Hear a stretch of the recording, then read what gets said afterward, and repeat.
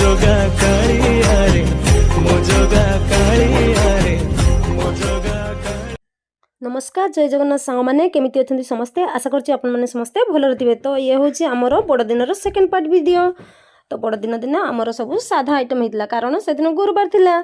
तो हमरो सोयाबीन आलू कषा हितला, डालमा हितला आउ भजा ता संगरे एठी देखंतु जेजमा केमती चिकना सफा करचंती, चिकना तरकारी मध्ये हितला।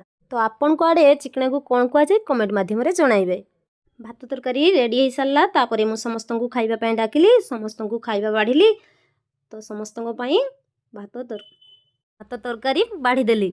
तापर आमे समस्ते दुकान को अलग जगह को शिफ्ट करने बाहरलु कहीं आमर खलारे दुकान टी तैयारी होता। खलारे बाली चिप्स सब पका जावाई दुकान टी को अलग जगह को आमे शिफ्ट करदेलु।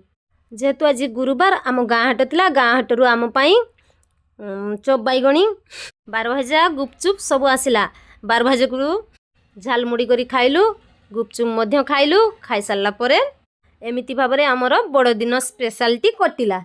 जदि आपन को मो वीडियोटी भल लगी तेबे मो चैनल को सब्सक्राइब करदेबे। जय जगन्नाथ।